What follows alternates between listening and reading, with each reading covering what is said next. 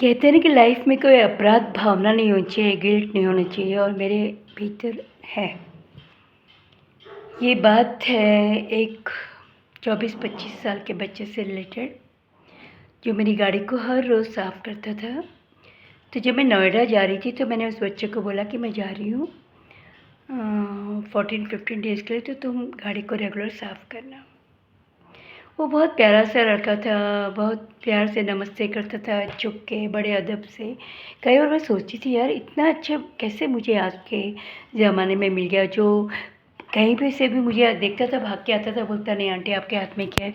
मैं एक बार नर्सरी से गमले उठा के आई थी पेड़, तो वो भाग के आया, उसने बोला नहीं आप नहीं उठाना। उसको पता था कि मेरा बैक प्रॉब्लम है। उठा के आया, उसको बाकायदा मिट्टी में लगा के गया, उसमें पेड़ों में खाद डाल के गया। बहुत प्यारा सा बच्चा। फिर जब मैं उसको फ़ोन करी थी कि गाड़ी मुझे बहुत गंदी मिली, तो मुझे बड़ा गुस्सा से आया कि अरे गाड़ी नहीं साफ़ की इसने, क्योंकि मैं बता के गई थी। मेरे को बहुत गुस्सा आया, तो मैंने उसको बार-बार कॉल किया, फ़ोन नहीं उठा रहा था, स्विच्ड ऑफ।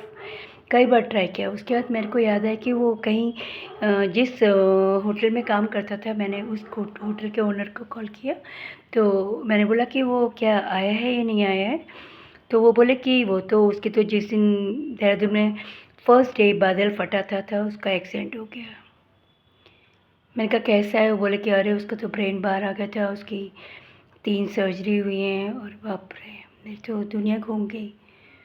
और सबसे बड़ी बात थी कि मेरे अंदर इतनी अपराध भावना आ गई, मुझे लगा कि मैंने कितना बड़ा क्राइम कर दिया, कितना बड़ा अपराध कर दिया।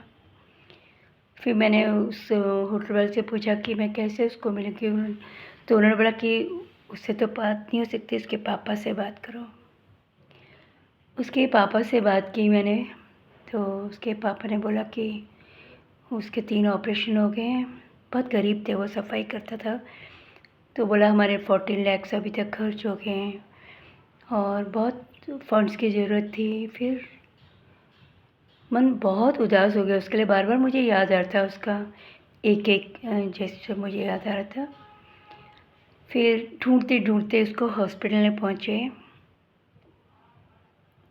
उसके ऑपरेशन को हुए तो हो गए थे, 14 को हुआ था।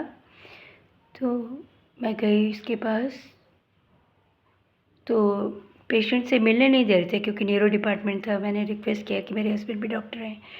तो बड़ी मुश्किल से एक एक्स आर्मी वाला सिक्योरिटी वाले ने हम दोनों को कहा कि ठीक है आप दोनों मिल लो।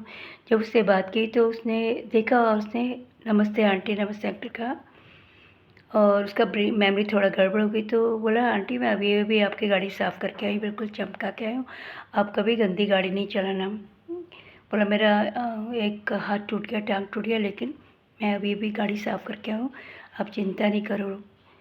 अरे! मेरे को इतना दुःख हुआ कि उसको उस बीमारी में जब दिमाग नहीं काम कर रहा, उसको याद था कि मैं इनकी गाड़ी साफ़ करता हूँ और मैं इसके लिए कितना गलत सोची थी। तो मैं क्या बताऊँ मुझे कैसा लगा। अभी वो बच्चा अंडर ट्रीटमेंट है, 3 सर्जरी हो गई हैं, फिर उसकी होनी है और जितनी हो सकी थी मैं उसको हेल्प करके आई। बहुत अभी उसको फ़र्ज़ की ज़रूरत है और प्रेयर्स की ज़रूरत है और मुझे आजकल हर समय मेरे दिमाग में वो घूमता है कि वो ठीक हो जाए। वो अभी तो ब्रेन की चोट लगी तो उसको नॉर्मल होने में टाइम लगेगा। प्रे करती हूँ कि उसकी मेमोरी ठीक हो जाए और उसके नॉर्मल लाइफ़ जिए। तो आजकल हर वक़्त मुझे हर चीज़ में याद आता है। मैं किसी पेड़ के पास जाती हूँ तो मुझे याद आता है अरे इसने ये तो उसने लगाया था। मैं गाड़ी के पास जाती हूँ तो मुझे याद आता है अरे वो गाड़ी को इतना चमकाता था। तो हर बात में याद आता है। गेट वेल सून बेटा अजय, प्रेयर्स है तुम्हारे के लिए और आप सबकी मुझे उसके लिए प्रेयर्स की ज़रूरत है। तो मुझे याद आ रहा था एक गाना, वो था ना, सीने में है दिल ये छोटा सा, दिल में होती छोटी सी आशा, चंदा और सितारे इसमें, धरती के नज़ारे इसमें, गहरा है ये सागर के जैसा।